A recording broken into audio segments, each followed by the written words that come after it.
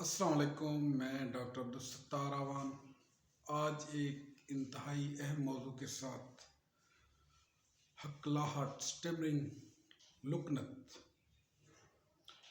میری آج کی ویڈیو انتہائی اہم ہے اور ان مریضوں کے لیے جو کہ ہکلاہٹ اور لکنت کا شکار ہیں۔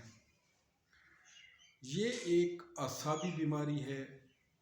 اس مصیبت سے دوچار شخص میں خود اعتمادی کا فقدان ہوتا ہے، جس کے باعث وہ منہ سے الفاظ نکالتے وقت پریشانی اور اضطراب کا شکار ہوتا ہے۔ اگر ہم اس شخص کی کھوئی ہوئی خود اعتمادی کو بحال کر دیں تو اس کی پریشانی اور اضطرابی کیفیت دور کر سکتے ہیں اور یوں وہ اس تکلیف سے چھٹکارا حاصل کر سکتا ہے۔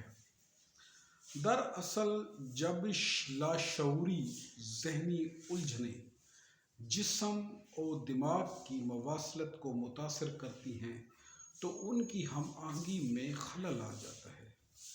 اس خلل اندازی کی تلافی مریض میں اعصابی بیماریوں کی علامات کی نمو کی صورت میں ہوتی ہے۔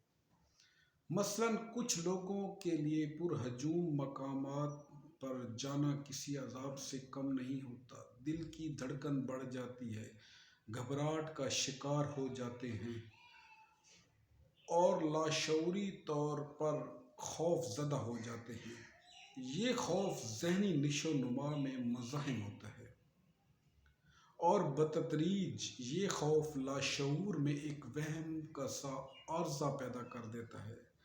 یہ لاشعور خوف بالآخر بے آرامیوں پر منتج ہوتا ہے اور مریض کو تنہائی کا شکار کر دیتا ہے اور مریض حتیٰ کہ خودکشی تک کرنے کا سوچتا ہے۔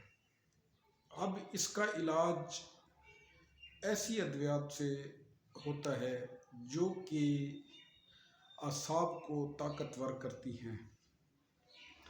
ان میں کالی فاس، سٹرامونیم، جنکو بائلوبا، کالی برومیٹم، کلکیریا کارب، ہائیوسینس، سائکوٹا لیکسز یہ ادویات حسب علامات دی جا سکتی ہیں۔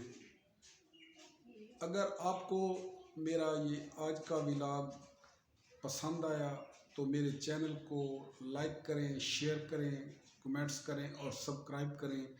Thank you. اللہ تعالیٰ آپ کا حامی و ناصر ہو۔